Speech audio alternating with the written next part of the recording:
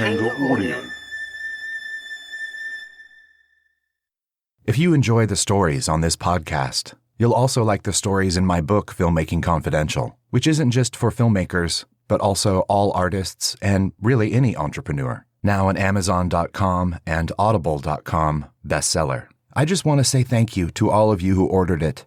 If you haven't yet picked it up, it's available wherever books are sold in most countries around the world. To find out more, check out filmmakingconfidential.com and stevebalderson.com.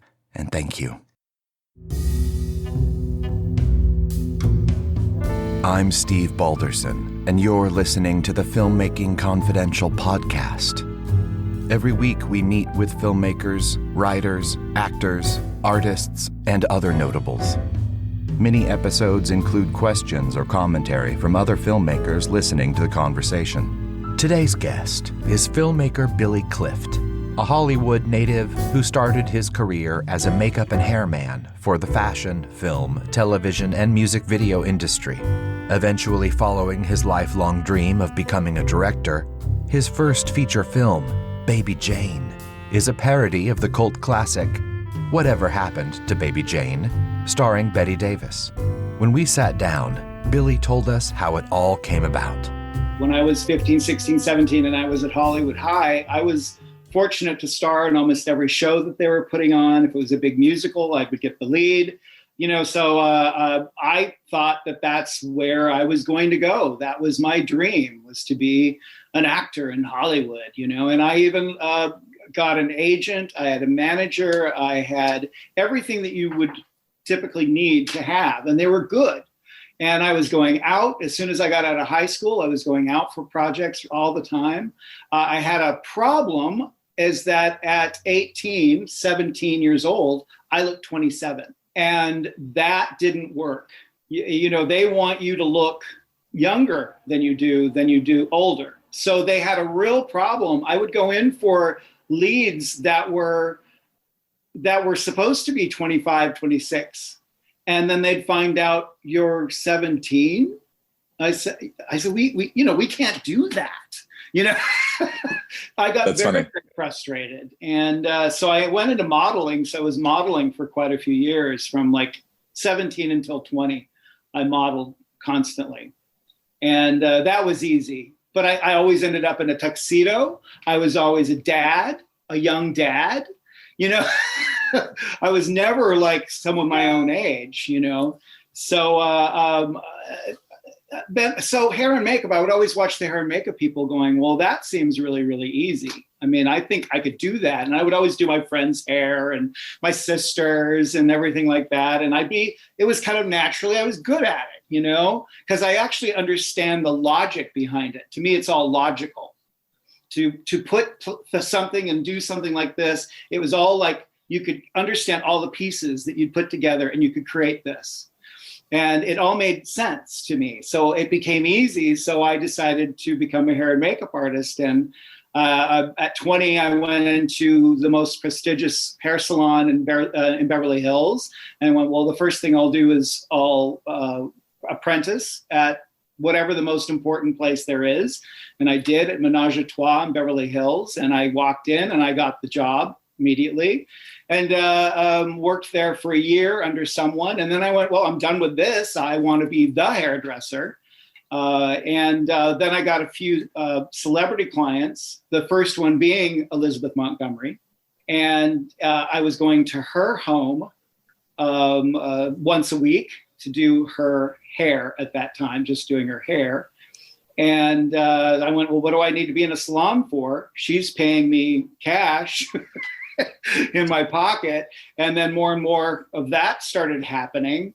So then I started doing commercials and print and on and on and on. But my goal I would always like watch when I'd be working anywhere, would be watching these amazing directors. I'm going, that's what I want to do. I want to become a director. But I just did not feel, I kept on doubting myself that I could do anything like that. Like I didn't think that I couldn't see myself jumping to that at that time. I remember working on the set of Switch, which was Blake Edwards. And I was doing Jo Beth Williams. I was doing her hair and makeup for that. if you remember who she is. Yeah. Poltergeist, on and on and on. And lovely, lovely lady. And I would watch. Blake Edwards was the most amazing, amazing director. Every morning he would come on set and he would go to each person and good morning, how are you today? He'd know their name and he'd go all down the line and he would just treat everyone with the exact same respect and kindness and put everyone on the same level. And I'm going, you see, I think I could do that. That's how to be a good director. And I would just be in awe on watching him. So, but I stuffed it. And I continued on as doing hair and makeup for many years. Did you ever get into special effects makeup? Yes, I did. I definitely could do basic stuff like bullet wounds and scars and lots of blood. I never went into like anything more monster, but I could do anything that, and especially when you became a star's hair and makeup person, they didn't want anybody to touch you except you. So I was kind of forced to learn. Yeah, of They course. would just say, oh no, Billy knows how to do it. I remember the first time an actress did that. Oh, Billy knows how to do it. And they're like going, yeah, you do? And I'm going, yeah, sure I do. I just had to like immediately go and study under someone and teach, have them teach me how to apply and do all of that. And it was so much fun. I loved it. And then from then on, I knew how to do it. So it was great. Cool. What other directors were you able to witness before, like while you were still waiting to be a director yourself? Like anybody in particular other than Blake Edwards? I can't put a name to anyone that I can pop off the top of my head. It's really funny because I have a friend who I can always ask, who did I work with, man? Did I do, and they'll go, oh yeah, you did this, this, and this, and this, and then you did this. And like, oh, good. All right. I mean, the amount of actors that I've worked with, I don't even remember. It's so big. Honestly. No, I get it. I totally get it. I can't even remember. I remember when people were extremely nice, and I remember when someone was extremely rude, of course. But anybody in between, it's hard for me to remember. Yeah, there's a chapter in my book where I tell people that when, and you don't know this if you're not thinking about it, and I didn't think of it at first, but after a number of years, I realized this was the case, is that people in entertainment, especially if you're a filmmaker of any kind, you meet more people in the span of a year than many people do in a decade. And it's impossible to remember everybody. I mean, there was this one time I had met Joel Schumacher, and when I saw him the second time, I said, hey, Joel, blah, blah, blah, because I felt like I just saw him the other day, but to him, I was just one of 10,000 people he's met this year. So it's like, he has no idea who I am. He told me that. How many times have you had someone come up to you and, hey, how are you, Steve? God, it's so good to see you. We had such a great time with that thing we did, right? And I'm going, yeah. And they're just that vague. Yeah. So you have no idea. Yeah. Yes, and I never want to be rude because, I believe them. There's no reason for them to fabricate anything. I'm sorry, but my brain just pushed out a lot of other information so I could take in some new, I guess. How long did you flirt with directing before you took the plunge? It was all in my head. I never did anything about it. It was just, I would start writing things and want to direct them. So I did do that. I forgot about that. You brought it. I did remember like writing little stories that I would want to do something with. And there it went. That was it. I think it really took, going back to Elizabeth Montgomery, only because she was such a dear friend, more than anyone that I had ever had in such a deep connection. When she passed, it was so dramatic that I did write a book about it. And then I just said, why don't I try to write a script about it? And I decided not to do anything with it because I didn't want it. I made the choice of not wanting to, that it wasn't necessary, but it was a great process to do that. And that was when I went, you know what? I think I can do this after working very hard. And this was probably about 13 years ago. Did you have a good support group to encourage you? Yeah. I love it. Somebody's working on a plumbing somewhere. Of course. Amazing. I'm in my studio, which is a mess where I edit. Good. Yeah, no problem. Which of course I also use as a set, because recently it was a set for a short film that I did not that long ago. And so I'm just slowly getting it back into order. Amazing. Baby Jane was the first feature. Yes. Tell me what led to even just the concept. How did you think of this? And tell us what it is for those of us who don't, those who don't know. My first feature film was called Baby Jane, and it is a parody of a film called Whatever Happened to Baby Jane, which was starring Bette Davis and Joan Crawford. And if none of you know who that is, either one of them, then this is a good thing for you to do, is go and see the film and then rent my film. Baby Jane, ? I had seen the actor, Matthew Martin, who plays the Bette Davis character in a play called Christmas with the Crawfords.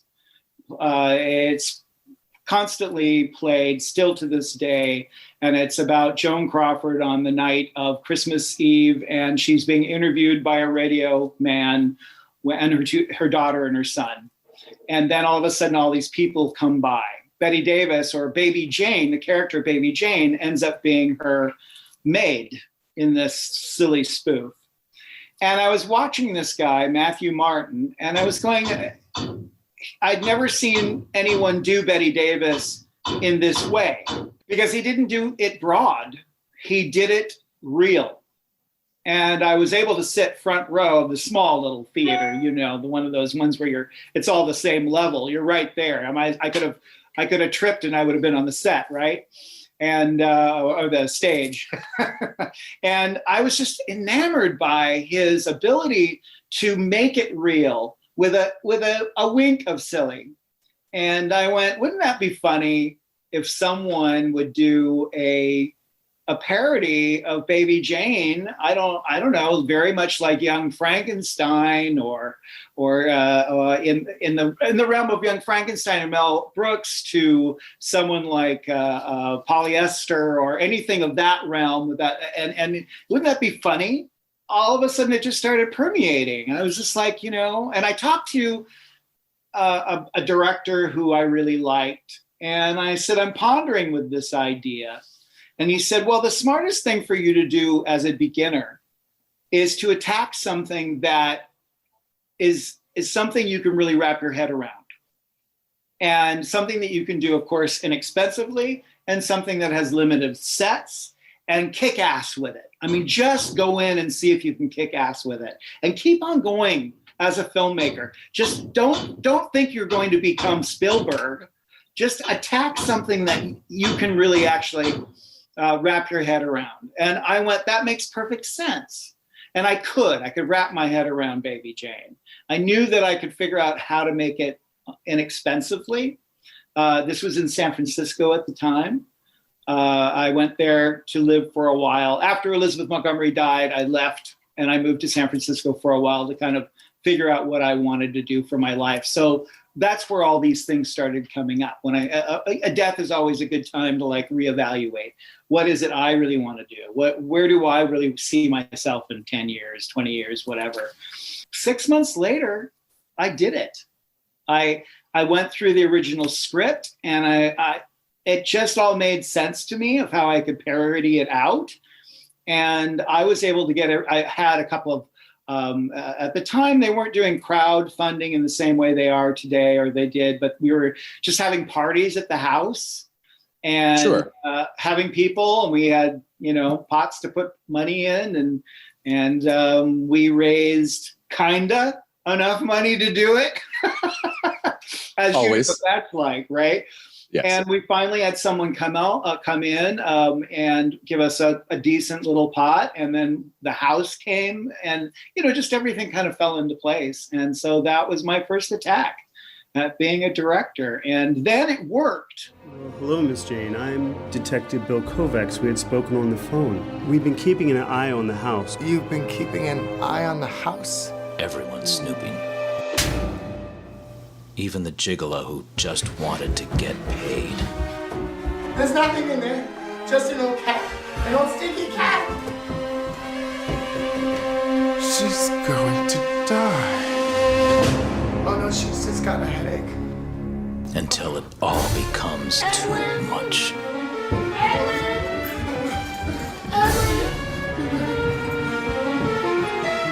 You forgot your money.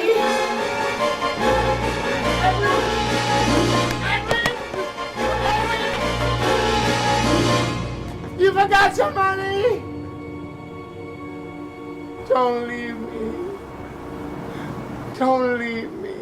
I knew that I had to like just take each step at a time. I had no idea what was going to happen to it after I got it finished or whatever. I really just focused on each section of the process. And I knew that that was the smartest way, because then I wouldn't get overwhelmed, at something that I didn't know really well what I was doing yet. Thank goodness. I'd been in the industry all my life. I understood lighting. I understood the process. I watched it all the time and I studied it. I was with so many actors and on sets from a lot of commercials was what I did a lot of. So it wasn't unfamiliar to me. I grasped it, and I understood lighting very much, because even when I was doing an actor or an actress, I would have to go to the DP and tell them how they wanted to be lit. And I would sit there and work with their lighting people so that they'd be lit the way they want to be lit. Oh, interesting. Yeah, of course. Things that you would learn, and so there were things I learned, So that's how that particular project came. And then I started getting good reviews. Tell me, like when you, like Variety, I wrote down what they called it. Very funny and a smash, right? Like when you heard or when you read that, I mean, I don't know when Variety's review came out in relationship to the others, but when they started coming in, how did you feel about it? I was shocked. I was honestly shocked. One of the things, though, is that even as as I said, I put everything in boxes, so to speak. I didn't really get to that point yet where I thought someone was going to review it. Because I really did. I didn't go, okay, now I'm going to do, now we're going to get into frame line. I got into frame line, right? Yeah. Cool. What does that mean? Oh, we're going to be at the Castro Theater. Oh, we get to the point where it's selling out the Castro Theater. Oh, okay. And you're like, okay. And then of course, how that is that then every film festival in the United States picks it up, wants it. And you don't even have to do anything. They just ask, can we please have a copy of your film? We want to see it. And then they tell you when they'd like to put it in. I mean, that's just how it happened, right? And then I remember when I was told that Variety had reviewed it, and a friend sent it to me, and I was like going, oh my God, they actually liked it, which also is what I needed to know whether I was going to continue, because I honestly said to myself that if I'm not good at this, I'm not going to pursue it. If I can't get it, if I don't get it, then I'm not going to just, flail around. Of course, I would have probably tried to see if I could get better. But there comes to a point where you have to look at yourself going, I'm just not good at this, but maybe I'm good at something else. Maybe I'd be a good DP, because I do understand. I shoot now almost all the time myself, and I'm strong at it, and I could just do that. So yes, that was quite a revelation of realizing, oh, maybe I'm okay at this. Maybe I could do this, Amazing. Yeah. It's like when Variety says your movie is great, they mean it. It's like because they had no reason not to be. They could easily have taken another road and went, this is trash. I was actually reviewed by Fangoria. I was actually reviewed twice by Fangoria. They reviewed it and gave me the most scathing review you can imagine. Ripped it apart, said this is a piece of garbage. No need to bother. 3 months later, they re-reviewed it. They said, we didn't look at it correctly. We weren't paying attention. We get it now. Well, I had a lot of reviews saying it wasn't campy enough. Oh. It wasn't silly enough. My whole concept of making it real didn't hit right for a lot of people because they thought it should have been a complete joke. And I felt that that's really cute to go camp if you're in that way, completely silly, if you're doing a 20-minute short. But if I really want to take people down a journey where they're going to actually care about these characters, I had to start shifting it and making it real. And that was my biggest thing, is like I didn't want to do it like things that I'd seen in the past, you know. I wanted to make sure that it all of a sudden started shifting, and and you got more background information on who these people are, even if it was silly information.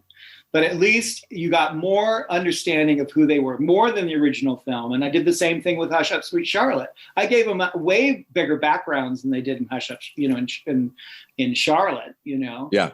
Well, and I was going to ask you about that, because what I loved about it, both of those so much, is that it was on the hairline between getting to camp. Like, it was just before camp, right?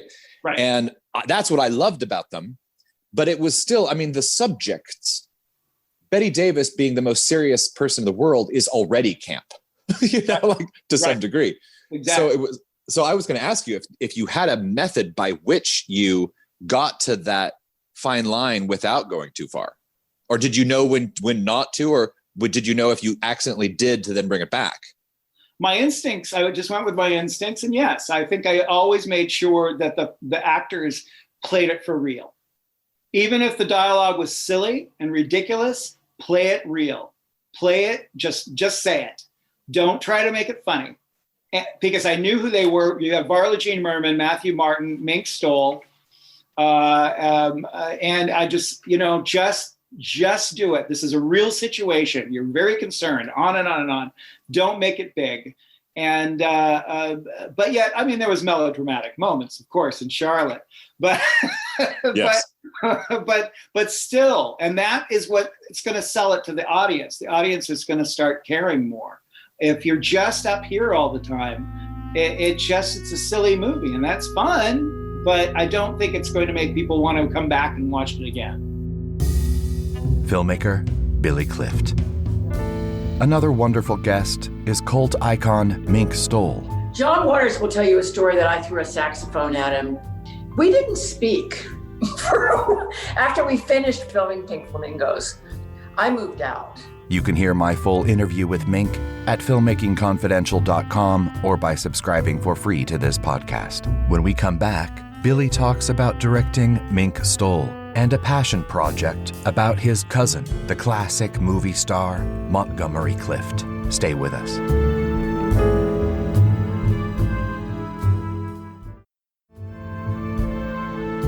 I'm Steve Balderson, and you're listening to the Filmmaking Confidential podcast. I'm back with Billy Clift. Was it easier to get Charlotte made after the success of Baby Jane? Yes, it was. It was easier, much easier. It was easier to get people on board. Mind you, with Mink Stole, she sat in Chicago and watched Baby Jane with me. And that's the first time I'd ever met Mink Stole. And after the end of it, she turned to me and she says, "Oh my God." And I said, "So if I ever did Hush, Hush, Hush, Sweet Charlotte, would you play the role of Velma?" And she said, "Would I?" And so it took a while, but it happened. I called her and she said, "I'm there. I'm there." Amazing. You know, I loved working with her. How did you like directing her? Oh, easy. She's a pro. You know, she comes on set and she's there 100%.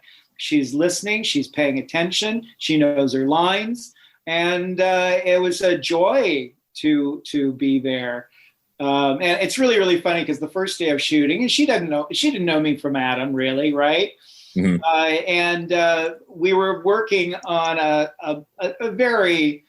the set that we were working on was a green screen, basically, on a little balcony. And if you remember, there were balcony shots and there was a green screen behind it. That's what she walked into, and it was some guy's house, right? So that was the first day of shooting. So it looked a little like, are we doing this with toothpicks and Scotch tape? You know? Yeah. And she said, I've worked on, even after like a couple hours of working, she looked at me and she says, I worked on cheaper looking movies than this. And I went, and the next day we were in the mansion. We had, everything, and the catering came in, and blah blah blah blah blah, and all of a sudden it looked like a movie set. And I went, thank goodness she doesn't have to think we're all doing this, over here at this person's house. Well, totally. But don't forget, I mean, she told me, John wasn't famous when they started, and they were making movies, just 5 or 6 of them, and they're friends, and they're getting together in somebody's garage, and it wasn't until, I don't remember if she said Hairspray or Crybaby, but it wasn't until then that it started becoming, more elevated as far as production goes. Right. Yeah. So she totally understood we're in our car and we're going to jump out and film that corner, Right. Right. These are part of a trilogy. Can you tell us about that? The Bette Davis trilogy? Yes. I was hoping to do Dead Ringer, which was Bette Davis's next film after Charlotte. Which is where she plays twins and she kills one of them and becomes the other. One's rich, one's poor. And so we still have that in hopes. I actually almost had the money and it fell through, as it does. But that is the dream, to at least have 3 of these pictures, so that we have Baby Jane, Hush, Hush, Hush Up, Sweet Charlotte, and then Dead, Dead, Dead Ringer. So I can't wait. I cannot wait. It will be a lot of fun to do. And I better do it pretty soon because Matthew, all the actors, I was going to have Varla Jean Merman also in it, and possibly even pull back Mink to play the dowager. If you remember Dead, Dead, Dead Ringer, there's an old wealthy dowager in it, and bring back some of the same people, to kind of continue the whole thing, So we'll see if that happens. As I said, we almost had that in the bag, and then they pulled. And but they did give me money to do something else, so I couldn't have been too upset, at the same time. That's good. Yeah. Well, and I've always felt that projects come and happen when they're meant to. Yes. When you see all the parts just kind of magically start coming together, you really just kind of hit that flow. Then you just feel really good. And you can tell when you start a project and you push and you put all that energy into it. And I always do. I'm going to put that 100% energy, but you also have the intuitiveness to go, oh, this isn't happening. We're hitting a brick wall here. So I got to pull back a little bit and allow it to do what it's going to do. And just keep on having that alive and in my back of my head to know that at the certain moment, and you just never know when that's going to be, right? And you go, oh, now it's happening, and you take care of it, and you can do it, which is very exciting. Exactly. I feel that even also while filming, even though you wrote it one way, maybe it's supposed to happen some other way totally. Right, on how it unfolds and where the actors want to go with it. I'm always interested on their take on how they see it. As well. I want to, because you just never know. They may have something that you didn't even think of, and they may bring something brilliant. And sometimes they don't, and you have to go, no, this is the way it's going to be. But sometimes, I always like to do, I always tell them to let's do this as written. Let's do it my way. And then at the end, let's do a few takes and let's see where we can go with it. And that's good. Yeah. And that way I've got what I know that I want and what I need, but then maybe they'll give me something. And I did that even with Baby Jane and Hush Up, Sweet Charlotte. First, give me what's written down. And now, all right, guys, go off. You never know whether it will be a look that I can pull, or, you never know what you're going to find, especially when I had such amazing comedians as well, who really knew how to do it. It's so exciting to watch them. Do you approach every scene the way you just described? Yeah, I do. Even if it's a serious. I just finished a short film in November that was very serious. It's a Holocaust short that I wanted to write after a big documentary that I'm doing about a painting that was stolen by the Nazis. Took me to Poland, and I started really looking at the Auschwitz and all the different information that was there, especially about the gays. I wanted to go, what about that? And so we found some true stories and melded them in together and made a short that I want to turn into a feature. And even in that, I did the same thing. I said, give me what I wanted, and now let's see different takes and different ways that we can put this another way, push it another direction and see what we get. And you can really get some amazing jewels from that. I mean, we're a collaborative, right? When we're doing a film, everybody comes together, you get people that you really trust, and hopefully you have actors that you really trust, and you give them a little bit of that space so they feel like they're honored. Mm-hmm. You know, we've all ran into actors, though, sometimes that we have to kind of hold real tight to. Yes. Or the ones who are lovely, and yet you really do have to craft their performance in the editing room. Exactly. Oh, in the editing room, especially. Yes. It's just like, all right, let's see, where can we find a good glance instead of, you know, maybe it happened before I said action. Sometimes. Yeah. Sometimes I tell my DP to roll without them knowing. Exactly. Me too. I do too, because sometimes they're more natural and casual. And then as soon as that action goes, they're going, yeah, I didn't want that. I don't want Nora Desmond, you know? Totally. Any great words of wisdom or advice that you carry with you today? Just really treat people with respect and kindness, and it'll come back to you. Pay attention to them.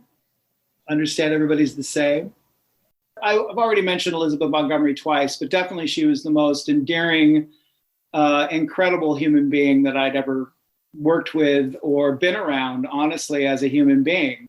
She really did do that. I mean, it would always shock me. She would also be very good at remembering names, which I'm sorry I can't do. She would remember everyone's name. She would meet them once and she'd go, oh my God, there's Jonathan. I'm going, Jonathan? Yeah, don't you remember we met them last week and he came by the table and said hello? You know, I'm going, oh my God, how did you do that? You know, that's amazing. I think that's a good basic information, is just treat people with respect. It's going to come back typically. And if they're not, it's because there's stuff going on with them. You know, exactly. It has nothing to do with you. Right. Right. You never know what's going on with somebody else. No, you don't know where they are at that moment in time. Right. Speaking of old Hollywood, your cousin is Montgomery Clift, the movie star, and you did the project Monty, and yes, you've been wanting to tell his story for a number of years that I know of anyway. Tell me more about how that came about into fruition, and what is the desire behind wanting to tell his story? I think the most important thing is that people, first of all, most people don't know who he was or is. He was a very important actor in the 40s and 50s. He was as big as Tom Cruise was at his moment, or so many other major stars of today. He was the it star at the time. Everyone wanted him in their film, and no one knows who he is really. And then there's the others who always go, "Oh, what a tragic life."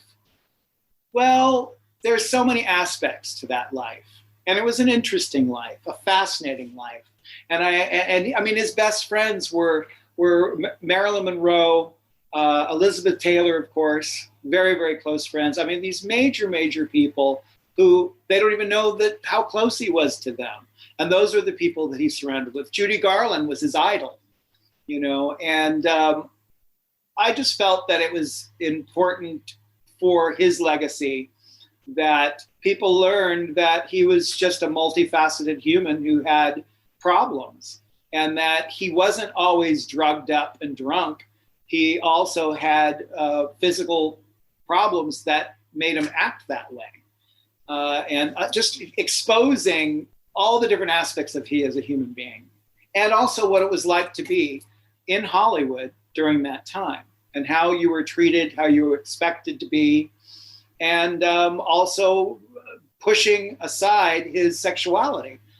So there was also that. He had such a thing with Rock Hudson, because he was actually jealous of Rock Hudson, because in Hollywood, Rock Hudson was very open with his sexuality in many ways. You know, like people knew that he was gay. And in some ways, he was much more open than what Monty could allow himself to be. He felt that would ruin everything if everybody found out. the real insiders always knew what was going on with each person. So that's really my goal. And so I made the short film a few years ago, and it has been a few years ago. It's now playing on Here TV. They bought it. Cool. And it is basically a dream. It is the last day of his life. And this is how the feature is going to be, which I've written. And it remembers all these important moments that made him who he is. And that's what the movie is. So it's him laying in his bed, remembering, and then we go there. And we're having these experiences. So in the short, often they show up right on the edge of his bed, talking to him. As he remembers something, they appear. It's also going to be kind of skewed because his memory is going to be off. So he can't remember whether he was with that person or that person. And that's how memories work, right? Yeah. So it's a labor of love, and I think it's important for his legacy, as well as it's important, I think, for people to see that a human is many faceted. And there's so many things going on that we can't just, as we do as humans, is just labeled as this. And he wasn't just this. He was an amazing human being. I did not know him personally, but his brother, Brooks Clift, would come to the house for Christmas and event, Thanksgiving and stuff, Easter, whatever. And he'd come to the house because he lived here in Los Angeles, and Monty, of course, lived in New York. And mind you, he died in 1967. So, I was kind of young. You weren't even born yet. Right. That's right. Okay, tell me about the Advocate Project. The Advocate Project came pretty soon after I finished Monty, and it actually kind of stopped my momentum of trying to get the feature going because of it. But the Advocate came to me, and they just felt that for some reason I was the right person to do it.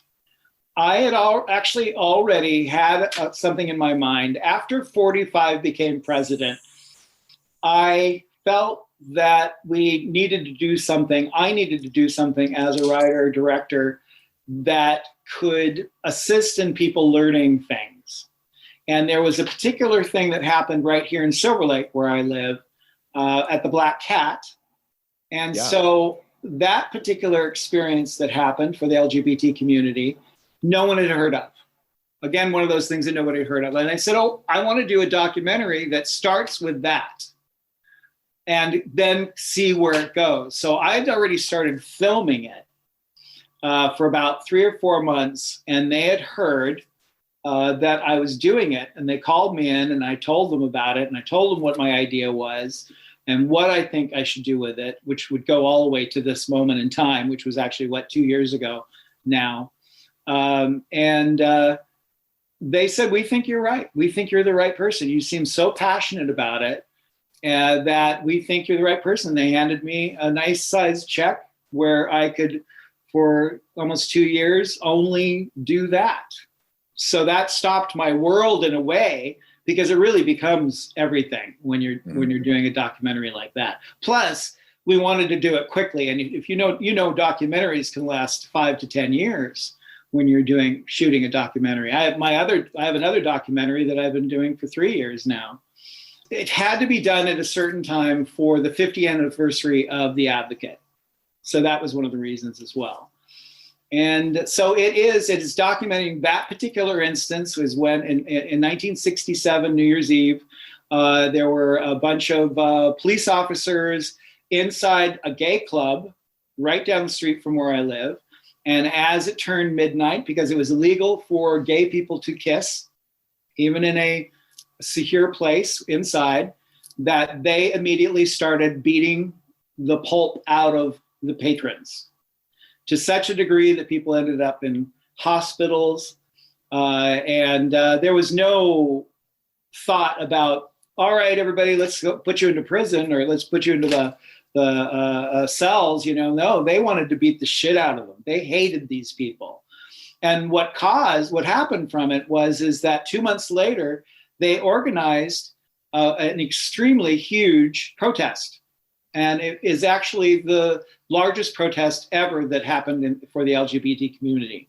And nobody had heard of it. There was, according to one of the only people that I found that was there, he said 300 or 400 people were there in front of the Black Cat, quietly going around like a typical old protest with your signs going in circles. And that had never happened before. So that was crucial, that people know about it. And then I just went from there, and I tried to keep on finding things that maybe not everybody knew about, but I also made sure that I touched upon all the things that people knew about it. I wanted to have something that, and then of course the Advocate said, I kept my thing. The Advocate said, the Advocate came out of that as well, because nobody wrote about it. So the Advocate came out of saying, we don't have anybody writing about what's happening in our world. So that's where it came out of, that particular experience. So it was a perfect bringing into this storyline as well. So what's great is that the movie isn't just about the Advocate. It's about the LGBT fight, and particularly focusing on Los Angeles, because a lot of people don't know about Los Angeles and how it participated. Then the Advocate constantly comes in, because the Advocate was always there. They were the ones who was writing it up and taking pictures and on and on. So I could keep on combining it with that. So that was an amazing process to do. I feel so fortunate that I got to do that. And it brought a passion to doing documentaries from that. You directed Jane Weedland. Yes, and it was a little movie I did after Baby Jane. It was my second movie, and I wanted to do something. It was a protest film. It was about Proposition 8. And it was all about a little geeky guy, a gay guy, who decided that 6 days before the Prop 8 might happen, that he was going to get married at a protest. And Jane played his secretary, but very close assistant. And she was a delight, by the way, as you know her as well. It's a silly little comedy that I just felt that was important to make because of that particular moment in time. And it just documents the Proposition 8 problem that occurred. So that was my second feature film. A lot of filmmakers have talked about their sophomore problems. It's like when they're doing their second movie. Did you have any, or was it just smooth sailing? No, it was a problem. Oh. It was a challenge. I like to say the word challenge. Say there's no such thing as a problem. It wasn't a problem. It was you're right, and it's true. It was a challenge. It was a great challenge because I wasn't doing another film they immediately, and that was a problem with doing Baby Jane, is they immediately everybody thought that that's what I should be doing next. Mm. I should be doing something exactly the same, right? It's like a singer who puts out a big hit. Your next hit better sound exactly the same way, right? Yeah. And so that was a fight right there for me to get financing. And I finally got an individual who finally did give me the financing to make it because of the subject matter. I learned a lot on that, and I'm so glad that I learned. And that's what it is that all these projects that we do, we take something from each one of them, because each one of them have their own challenges, right? No matter what, even if it's smooth sailing to a point, there's still challenges, and you learn so much from it. And just everything that I've done just makes me a better and better director, I feel, and filmmaker in general. And that I definitely learned a lot. If you have another 5-10 minutes or so, I would love to open this up to our group. Does anybody have a question for Billy? Timothy does? Timothy does. Yes, Timothy, please. Hey, Billy. Nice to meet you. Really great information. Thank you for sharing so much about your journey in your life. It's been nice to hear. Question for you. As a director on set, what is it that you want and need from your makeup department and hair department to get that actor ready on set, having done that sort of thing?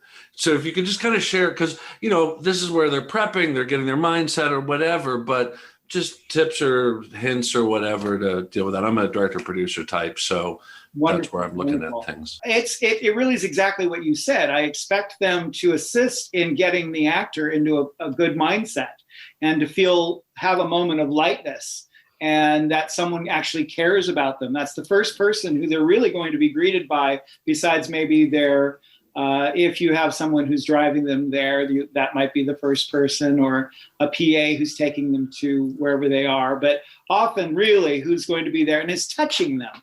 A hair and makeup artist is touching them. It's a very intimate experience. And you really, you need them to really be, to have the right feel. Hair and makeup people have got to have the right tone and feel and be able to be intuitive enough to know how to deal with that actor. And that's something that, I mean, I would feel very badly for hair and makeup people that work for me. Not that I'm mean, but I'm definitely very, very hands-on. And like, if I don't like something, I'll go in and fix it, you know? And I said, I'm sorry guys, but we don't have time. That's really it. It's you were right on that. It's like, you know, be careful with them. They're important. Hair and makeup people are important. Well, and I've always said the thing about, you know, ADs who just scream at the hair and makeup people.